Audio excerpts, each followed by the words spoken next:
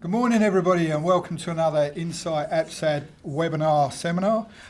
First of all, I'd like to acknowledge the traditional owners and custodians of the land on which we're meeting today and pay our respect to elders past, present and emerging. And I'd like to extend that respect and welcome to any Aboriginal or Torres Strait Islanders in the room or who may be joining us on webinar land. So welcome. Today it gives me great pleasure to introduce one of the clinicians that I get to work alongside. Rachael Ramsay is a nurse educator and also a midwife, and she's going to be talking about a topic which is from a different point of view as we usually cover. So we've covered several areas of opioids in our previous webinars because we know it's a growing concern a growing concern in Australia. But being a midwife, Rachael has a very different aspect in her relationship with her clients that she's worked in this area. So please welcome Rachael Ramsay to the stage. Thanks, Jim, and thank you for inviting me to talk today. So before we get started, I'll give you a little bit of my background history of my experience. So I am a midwife, born and bred, I like to say, but yeah, that's my passion, has been for the last 25 years. But probably about 17 years ago was when I first had an interest in AOD, and I looked after a girl on the antenatal floor who was on methadone. And back in the UK, it was no one ever wanted to look after those ladies. And I developed a really good relationship with her, and that was like my first contact with that. But it took me until 20 years into my career to actually get into working in this sector. So, and then I got the role of clinical midwife at the Mater, working in the CHAMP service, which is the substance use in pregnancy service there. So I worked in the CHAMP service for 4.5 years until the end of last year. And then I got this role working here in the Insight team. And during that time, I've been able to, or hopefully I've been able to, do my best in trying to equip the workforce, because I think that there's a reason why there's a lot of stigma attached to these patients, and a lot of that is lack of knowledge of information and education for staff. So hopefully I've done a good job while I've been here. So I'll finish up here at the end of June, and I guess my ultimate dream is living on the north side would be to work on the north side with this cohort of women as well. So yeah, that's my goal. So the CHAMP service, I'm just going to talk a little bit about that because, it is one of the only services that is available in Queensland, which is a midwifery-led service. So, and the number one question on people's lips is always, what does CHAMP stand for? And I worked in the service for nearly 5 years and I couldn't remember on a daily basis what CHAMP stood for because it is quite a long-winded acronym. But yeah, so basically CHAMP stands for Continuity of Care by Health Professionals Attending Alcohol and Drug Problems and Meeting Mothers' Needs for Positive Family Outcomes. And now you can see why I couldn't remember it. So the referral criteria to the service, so any woman living in Brisbane, they don't have to be on the south side. We took all areas, but they usually were either using recreational drugs or alcohol, or they may have recently quit, and they just needed that extra relapse prevention support. They were either drug dependent on opiate replacement, or we also saw quite an increase in number of women on prescription medication as well. So that was the referral criteria. So the difference between CHAMP and, say, just a normal antenatal clinic was that the model was midwifery-led. So it was run by two of us. It continues to be run now by two midwives. And the continuity of care starts for the women right at the very beginning. And that is something that you'll hear me talk about a lot, because that is what I think is key to keeping these women on board and keeping them engaged in care. So we also had a designated social worker, and again, that continuity certainly helped to develop good relationships. We would also have fortnightly case reviews, and also the women get seen at home by the midwives up to 4 weeks. And then if any women live out of area that are not entitled to home visits, because they had to still live in the Martyr catchment area to get a home visit, but if they didn't, then we allowed them to come back to a postnatal baby clinic and see us, which was usually often a bit more of a social catch-up and just making sure that they were re-engaged with services. Since I left there, the services extended. They got some funding, which has allowed for community care to last up to 6 months. So they have 2 caseworkers who visit the women and the families, and just making sure that they are engaged in child health and re-engaging with their GPs, and obviously re-engaging with AOD services as well. So something that we were always very proud of, and is still ongoing today, is the failure to attend rates in clinic. So I guess historically, again, you know, often these clients don't engage well, but that level of trust that we start from the very beginning actually shows in the attendance rates in that clinic. So you can see there the percentage rates are down the side. The only unfortunate month for our numbers that year was April, where it was the same client every week that wouldn't come.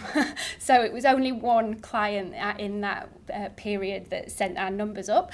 But still, if you equal that out over the year, the failure to attend rate was 14%. So on average, we would see between 85 and 95% attendance rate. So something that we were very proud of, and something that is a result of these women having continuity of care. So the objectives of this talk today is just to provide best practice knowledge for clinicians who are caring or encountering pregnant women who are on opiate replacement therapy or who need to start on opiate replacement therapy. I'll go into the ins and outs of the effect of that treatment on pregnancy care and also on breastfeeding and newborn baby management. So just to give you an idea, these are some stats that I collected over 2017 to 2019 at the Martyr. So not a huge amount of women on opiate replacement therapy, about 13%, so 19 out of the 147 referrals that we received that year. And they were already on ORT. 3% of those women were still using heroin, and out of a third of the total of those women, they were Aboriginal and Torres Strait Islander pupils. I do have to say, though, that most women who book their pregnancies are already on opiate replacement therapy, which is a really good thing because it means that they've engaged early, not always necessarily with the antenatal clinic, but they've already acknowledged that they're pregnant and they've got onto the programme. So splitting the two between methadone and buprenorphine, it was not far off really equal between methadone and buprenorphine. Of the ones that were still using heroin at the time, I think we got 3 of those 5 women engaged onto a program straight away. So they were using when they came to see us, but we then engaged them in services. So the facts of opiate replacement therapy, it is the standard care for opioid dependency in pregnancy, and it is associated with earlier antenatal care and referral, and it certainly does improve neonatal outcomes. So what it does, and I know that a lot of you will already know this, but it does help to maintain the drug serum levels, which is particularly important for the fetus. So And there's actually no known association with abnormalities with opiate replacement therapy alone. So we have to remember that, because we know that sometimes we get chaotic women who are using multiple substances and have other psychosocial factors which, you know, may actually impact on the development of the baby. So what do we advise? We always reassure these women that being on this medication is the best thing. Often they're very anxious, they're taking it and feel a lot of guilt. But I think we've really got to reinforce that this is going to help improve the outcome for her and her baby. We talk a lot about stability, and we tell them right from the beginning that they're likely that they're going to have to increase their dose because of the increase in, you know, metabolism and hemodilution in pregnancy. So we make that a real key point right at the very beginning, because again, a lot of these women they think that they need to reduce rather than increase because that makes more sense to them. But we explain that it's very normal, and if we've got a stable mum, then we've got a stable baby on board as well. So we also make sure that they've got extra appointments in their pregnancy. So they may have a few extra midwifery appointments that the normal standard pregnant woman might not have. But also, we'd also make extra scan appointments as well. So not everybody gets those extra growth scans, but we would certainly, with women who are on buprenorphine or methadone, arrange for them to have growth scans at around 28 weeks and then maybe again around 32 or 34 weeks. And we'd also plant the seed very early on about the extended postnatal stay. Now, things are done a little bit differently at the Mater. I will just point that out, because there were many years ago, the lady who ran the CHAMP service, which I think probably some of you will know, Anne Kingsbury, she did a lot of work in sort of battling for these women to have an extended postnatal stay on the postnatal ward, where the babies could stay with the mum. So at the Mater now, they stay on the ward for 7 days. And the baby stays with the mum unless it's medically indicated that the baby has to go to the nursery. And that, I think, makes a massive difference to the outcome as to whether that baby needs treatment and whether they actually get to go home together. So I know that things are done differently in Queensland Health, and I think in a lot of units babies do go straight to the nursery if mums are on methadone or buprenorphine. So the question always comes up, should I wean, should I stop, do I need, you know, this kind of thing? But the guidelines do recommend that it is definitely not a good idea. If mum's already stable, why place her at risk of relapsing during her pregnancy? There is some indication that maybe in the second trimester, if you really want to, but definitely not in the first or third trimester. That's because there are an increased risk of miscarriage in the first trimester and then an increased risk of preterm labour in the third trimester. And we generally just recommend that they wait until after the baby's born, get settled, and then, you know, start the reducing regime then. So this, I've taken this just out of the clinical guidelines, the New South Wales clinical guidelines for substance use in pregnancy, labour and postnatal period. And it's just showing, you know, the reasons why you might choose one over the other. And I think at the end of the day, it's probably patient preference and clinician preference. So, but the two top ones there say that if the patient has previously been on opiate replacement therapy, so if they've previously been on methadone or they've previously been on buprenorphine, then you may choose to pick one or the other of those. There is some suggestion that there might be less evidence of neonatal abstinence syndrome with buprenorphine, but I think really at the end of the day you've got to just give them the choice. They do say that with patients with a very high tolerance to opioids that methadone may be the preferred option. So would we change their medication through their pregnancy?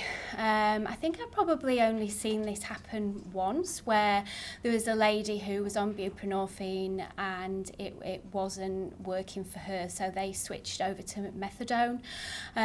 Usually the other way about is not so highly recommended, just because of the precipitated withdrawal if you take somebody off methadone and put them onto buprenorphine, and especially in pregnancy. But certainly if it's the other way around, then that is definitely an option. So I've just popped this slide in because I am aware that there is some changes, especially from the end of last year, where Suboxone is now being continued in pregnancy. It was always the case that if someone was on Suboxone, they'd take them straight off it and put them onto Subutex. But I think the guidelines changed at the end of last year, and the clinical trials have actually shown that there's no different outcomes. I think it was the naloxone component was just a bit of an unknown, and so nobody was really happy to say yes, this is absolutely fine, or no, it isn't. But I spoke to the girls at the CHAMP service. They have actually had 2 women through so far since the end of last year who remained on Suboxone. One of those women was on 32 milligrams and the other one was on 10 milligrams. And both of those women remained stable throughout, and their babies actually completed the 7-day stay but did not require any treatment afterwards. Their NAS scoring was quite low. So hopefully, you know, if that's the way that we're going forward, and at least then we're keeping these women stable on the medication that they've been used to being on. So their antenatal care, you know, it shouldn't be too difficult to be able to refer them early, because if they're already on opiate replacement, then they're already regularly engaging in some form of care. And if it's you know, an AOD nurse or prescriber, then they can certainly get them engaged early. You know, those guys might be the first people to find out that these women are pregnant. So, and to make that phone call you know, to the antenatal clinic where they want to book and getting them fast-tracked through is definitely recommended. So once they get to the antenatal clinic, they'll have a full drug and alcohol assessment done as routine, as all pregnant women do who book their pregnancies. And then they'll be referred to social work, child health, and I've put a query there about child protection, but it certainly depends on situations. Being on opiate replacement therapy alone does not warrant a referral to child safety, and I'll touch on that a little bit later. So certainly what we would do at the CHAMP service is then liaise with the prescribing doctors just to check the dose and their engagement, and you know, how well they've been compliant on their medication, and we definitely have continuity of care there. I've already said about the growth scans, but we also start education very early on. So usually at that very first booking in appointment, we've already talked to them about going home after they've had their baby. So, which might seem a bit, you know, but I think if you plant that seed early on, then they know that this is just going to be normal. And I think that early planning definitely makes a huge difference to outcomes.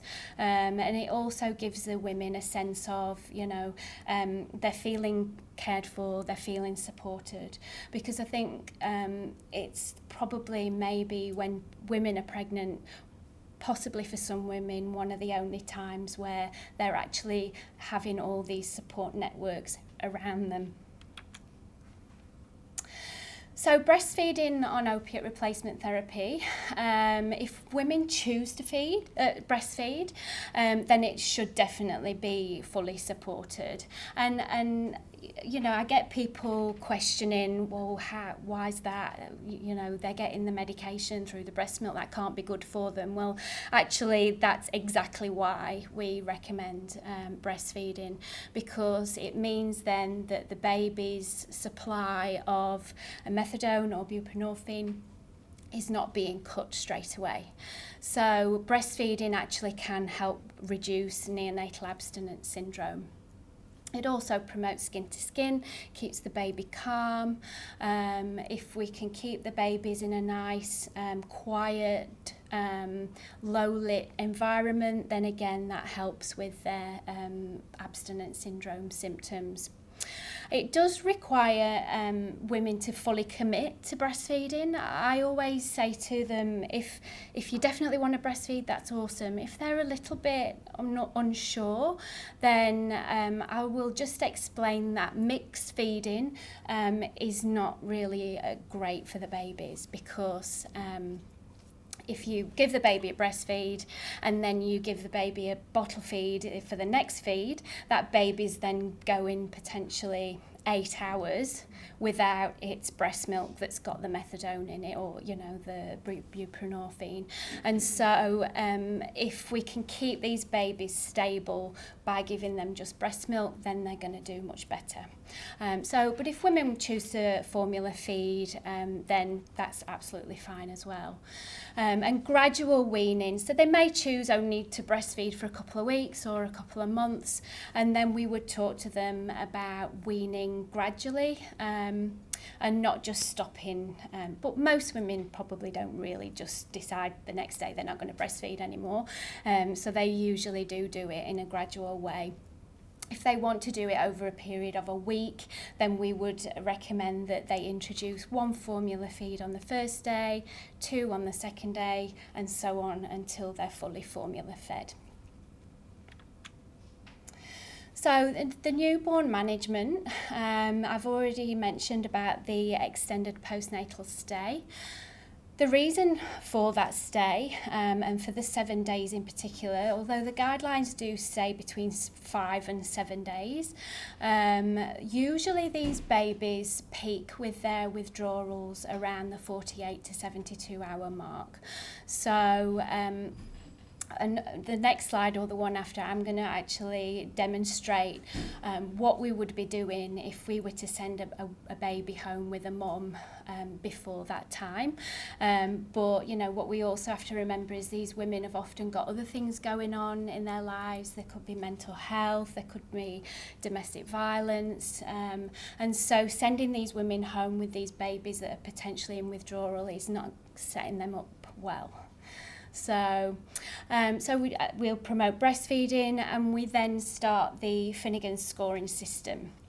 We start that from 2 hours post-birth, and it's done every 4 to 6 hours or it should be done every 4 to 6 hours for up to 5 to 7 days. So I'm just going to play this for you. I want you to remember that this will probably take you back for the people that have got babies or children, but think about how this sound makes you feel, and then think about how it's going to make a woman or a family feel who have got other factors going on in their life as well.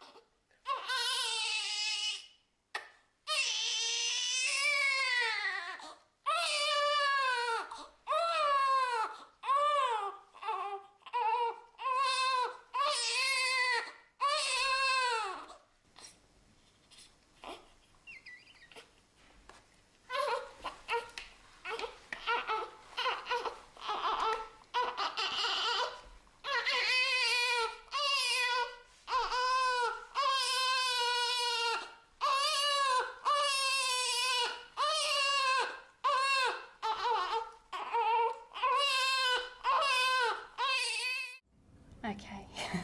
All right. I wasn't going to be cruel and make you listen to it for 6 minutes. But that was just 1 minute. And I don't know about you, but when I heard that, it actually gave me like anxiety in my stomach, because it took me back about 10 years to what it is like to, you know, deal with your own crying baby. But, you know, you can see that is just one of the symptoms. So this I think is a normal newborn cry. With babies who are suffering from neonatal abstinence syndrome, their cries are just incessant, and they are usually very high pitched, and there's just nothing that you can do to console them. So as I've already said, sending these women home on day 1 or day 2 with a baby that it may not have even hit this phase yet, is, you know, we really just need to be monitoring them and keeping a closer eye on them for that little bit longer, just so that as well that the midwives that are on the postnatal floors can offer the support and encouragement and education for these mums. Because, you know, I don't know about anyone else, but for a woman who's maybe on her own, who doesn't have a partner, or who has other children, or who has mental health issues already, dealing with something like that could quite well tip her over the edge. So the Finnegan scoring system, hopefully you can see that clear enough, but you can see up there that the first symptom is the high-pitched cry. So it's broken down into 3 separate elements. Some of these elements, and this is why this scoring system, we just have to be quite mindful of what's going on for these women, because actually some of these elements could be a normal day 2 baby, newborn baby, especially you know, the continuous crying, the only sleeps for an hour, or, you know, the mild tremors. It's a normal reflex for most babies to have that Moro reflex, but have we got other things going on with these babies? So, you know, you shouldn't really be seeing a normal newborn baby that has a fever, or is sneezing, or is sweating. So they're the other things that we also need to be looking for.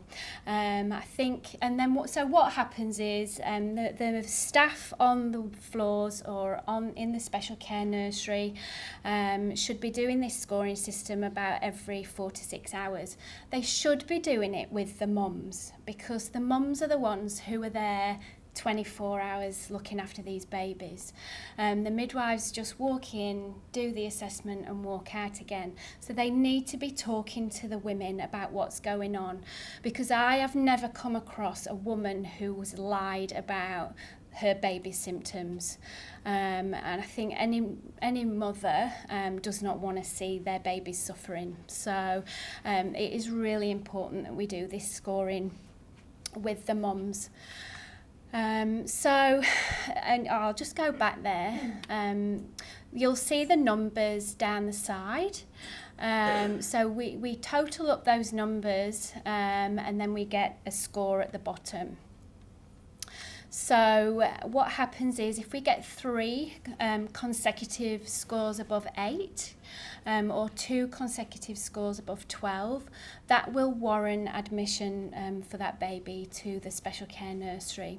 So that's why it's really important that we're clear about what we're scoring, because what we write down or what is written down by the staff determines the path really of this baby and this family, because I've put a picture there of a road that you can't really see the end of, but that is actually, you know, what can happen when these babies start on morphine therapy. It's usually oral morphine that's given to the babies, and what they do is they start off a little bit like when we start, you know, people on methadone. We start off with a minimum, and then we work our way up until the symptoms start subsiding. Now, I've seen babies that have been in special care nursery for 4 months because of the level of morphine that's been required. And often if morphine doesn't work, then they start on phenobarb as well. So they're usually not your stable mums that have been stable on their opiates. They're usually the ones that have been polysubstance users. But yeah, you know, it is a long road, and the families need to be aware that this is a potential that could happen. So we need to support the parents, and anyone can do this. It can be the GPs, the AOD nurses.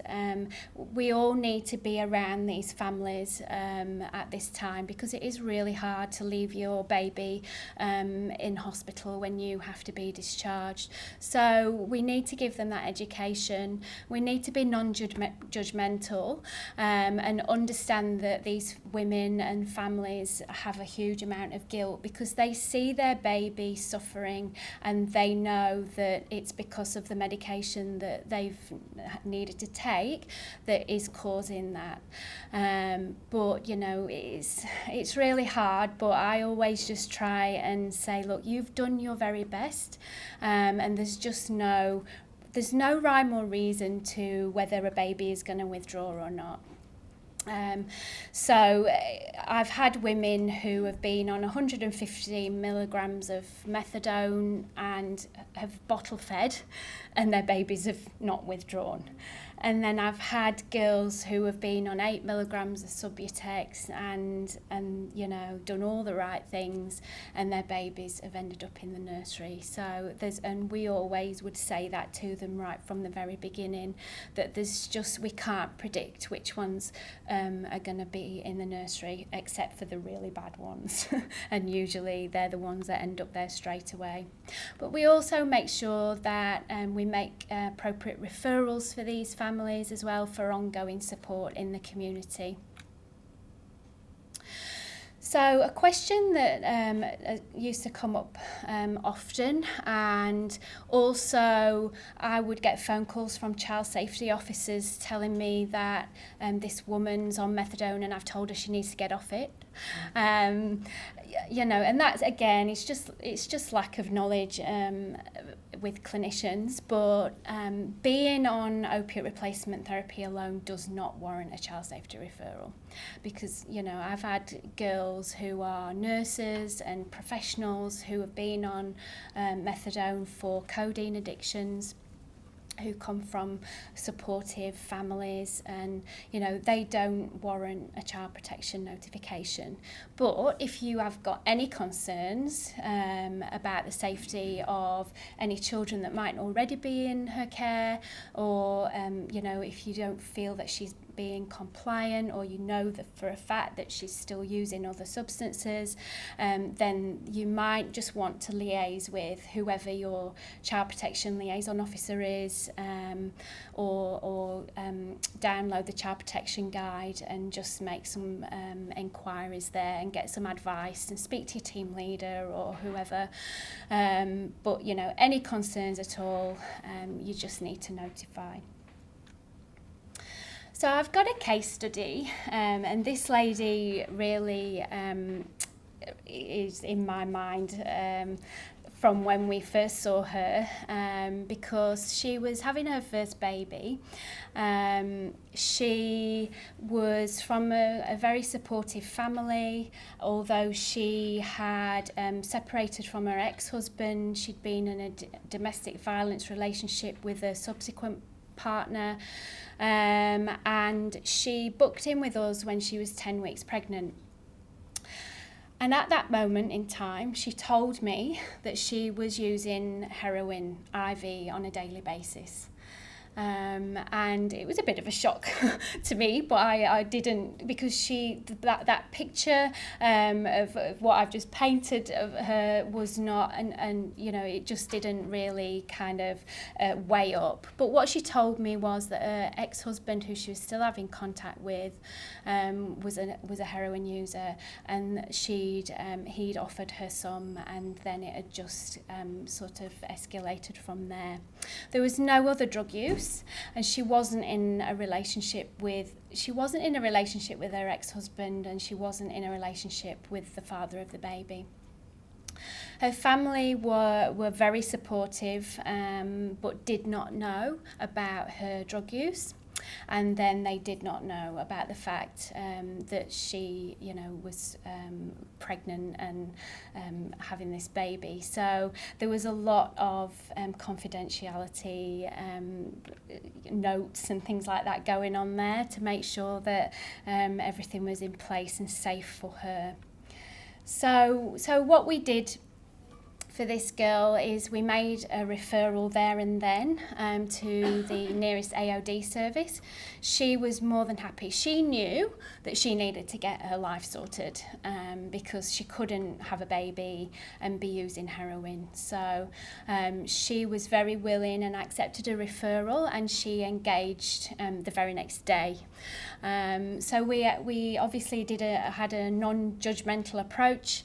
I'll never forget the obstetrician who came in the room. So we do the booking history, and then we do a little handover to the obstetrician in the room with the woman there.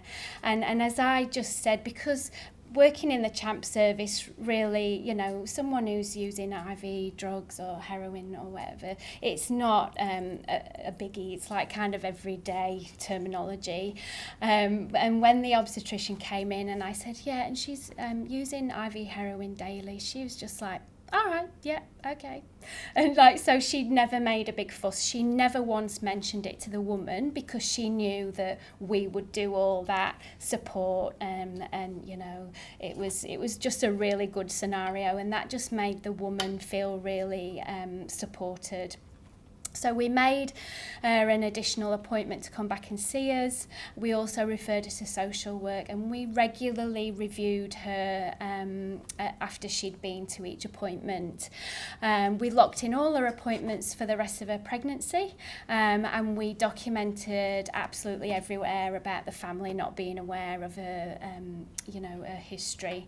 It's quite hard. If you can imagine what family want to do when someone has a baby, is come and visit, and this girl was potentially going to be in the hospital for 7 days with the baby, so explain that one to your family that don't know what's going on for a start. But then you've got 2 midwives or 2 nurses coming in, giving her Subutex on a daily basis, and all those little things like that had to be done quite skillfully and quite without the family being there. So yeah, it was a challenge, but we did it.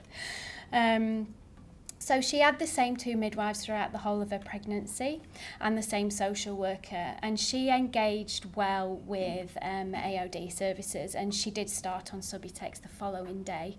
She had 1 relapse in the 2nd trimester of her pregnancy, which she straight away disclosed. I mean, she was absolutely devastated that this had happened, but she rang us, and she rang her AOD nurse and told them, and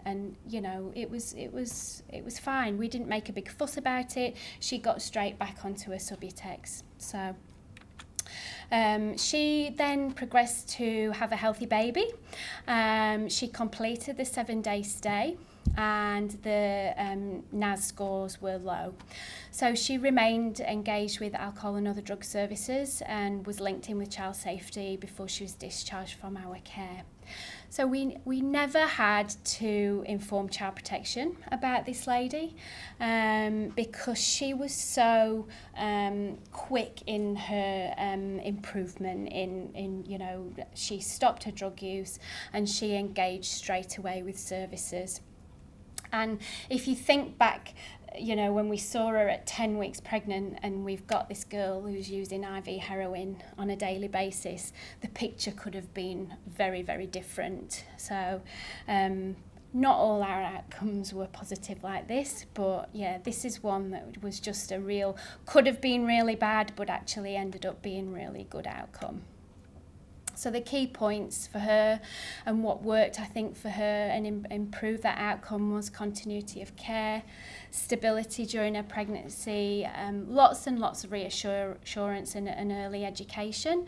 And that extended postnatal stay was definitely helped in, she was able to breastfeed that baby whenever it woke up, whenever it cried. If the babies are in the nursery, it's not always easy for women to get down there straight away, or special care nursery staff just give it a bottle or that kind of thing. So the fact that they're in the room together really does help with outcomes and keeps a heck of a lot of babies out of the nursery, and actually would saves the hospital a heck of a lot of money.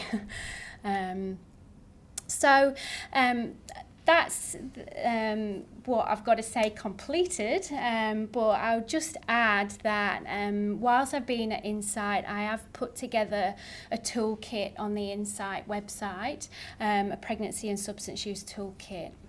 Now in this toolkit there are links to guidelines, the New South Wales guidelines that I've mentioned and the Queensland perinatal substance use guidelines also, and I've also put some links in for some of the brochures that we use at the Mater.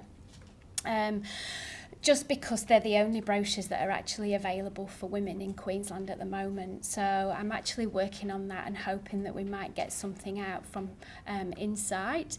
But they are very good brochures, and they're great to give women. So whether you're an AOD nurse or a midwife or a GP, these brochures you can just click on and download from that toolkit. So if anybody did want to contact me and ask me any questions, my email address is there. Other contacts that I've just put up there is the Shades Clinic at the Royal. This clinic is it's similar to the CHAMP service, but it is not a midwifery-led clinic, but they do have access to all the multidisciplinary teams in the Shades Clinic.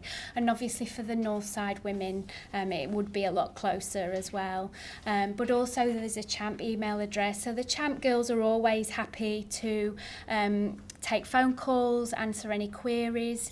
We used to get people ringing from Roma and Toowoomba and all over the place, just asking what they should do with this pregnant woman that has just landed on their doorstep. So they're always more than happy to take phone calls. And I think I've just put the 2 links there to the 2 guidelines as well, and that is it. Thank you very much, Rachel. Do we have any questions in the room? I'll just bring you the mic, George. Why using morphine for the withdrawal rather than Antenatal or buprenorphine on babies? For the babies, yeah. I think that's just the standard medication that they give for neonatal abstinence syndrome. It's always been morphine therapy. Yeah, I've never seen a baby being given methadone. I think because the methadone is so toxic, it would have to be, I think safety-wise, morphine is just seen as a safer medication. Yeah.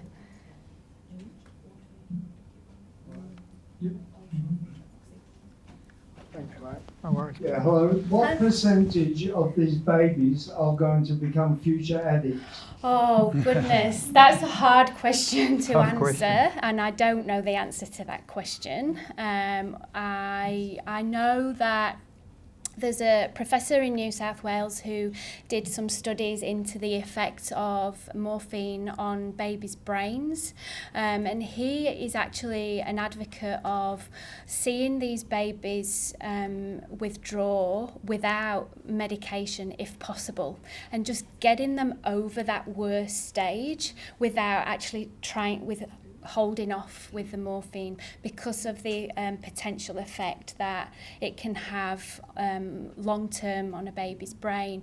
But I guess, look, it's a hard question to answer that. It would depend on a lot of factors, including, if the family is still involved in substance use, and that kind of, psychosocial factors as well. So, yeah. Yeah, we know addiction is a complex process. Yeah, So, yeah. thank you. Any other questions in the room? I know I've got some online. No, so I'm going to read out a couple that I've got online, Rachel, and I think you may. So the first one is, what is the Queensland government stance on ORT? I'm having a lot of difficulty getting a client on ORT due to lack of ORT trained doctors in Mackay, but also because chemists refuse to stock it. Will this be changing anytime soon? That's probably not a question that's necessarily one that you're going to be able to answer regarding the Queensland government stance.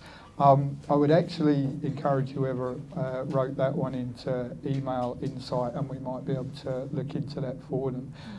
The reality is ORT should be available to anyone in Queensland, Yeah, that's right. whether you're pregnant or whether you're not pregnant. So I'd be actually interested in whoever wrote that to email me, and I'll look into that one for you. Second question, is this service available to methamphetamine using pregnant mums, even though obviously ORT is not appropriate? Yeah, absolutely. So if we're talking about the CHAMP service, then it is any drug, any substance of use. So right from nicotine, right through to heroin, methamphetamine, so any substance at all. Thank you. I think you kind of mentioned this in your scenario. Looking at the public hospital system, how likely is it that a person would have the same midwife or social worker for the length of their term?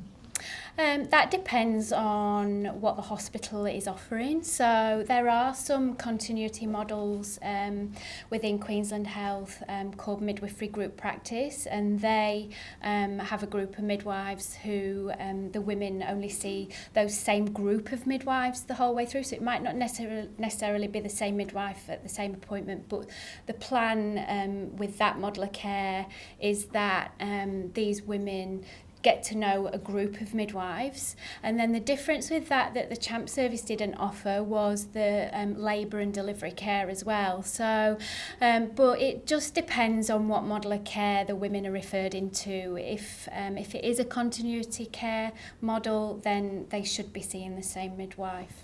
And this is kind of the next question, is that what the continuity of care means, that it will be the same midwife, or does it involve engagement with the other services and that?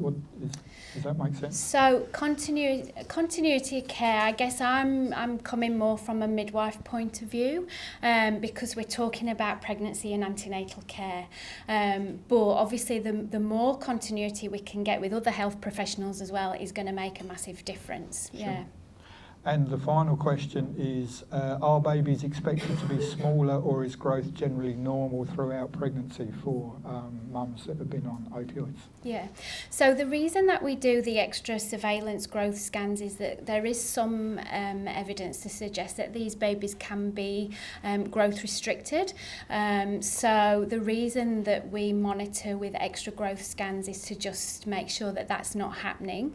But yeah, generally these babies come out and they are well-grown babies. And again, there's lots of other factors which may affect the growth. That, if you've got someone who's just stable on ORT, then generally these babies are of a normal birth weight.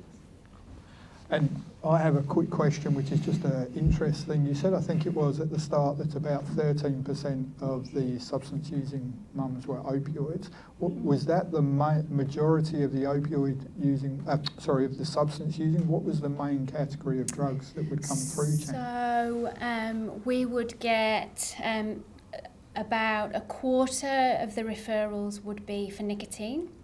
And then we would see, I think for that year it was about 21% was methamphetamine, cannabis. So nicotine, cannabis and meth were our biggest referral substances, then followed by ORT. Yeah. Cool. Thank you. One other question in the room, hang on. I just wanted to ask about the Finnegan score that you mentioned. Is that only for use with opioids, or could you use that for, you said you had a lot of people who were referred due to methamphetamine. So Yeah. could you use that score and we can move on? Yeah, that's a great question. So the Finnegan scoring system was developed for opiate withdrawal. So as a lot of you will be aware, the withdrawal symptoms for opiates is very different to the withdrawal symptoms from methamphetamine. So we do still get a lot of doctors using the Finnegan scoring system for methamphetamine babies, which is a bit of a concern because we're actually looking for the wrong symptoms. And we actually could be missing something else that's going on with these babies if they are scoring high and the mums have been on methamphetamine and not an opiate. So the answer to that really, it's a hard one because there is no tool to monitor methamphetamine babies, and so people feel safe to use the Finnegan score because well, at least we're doing something.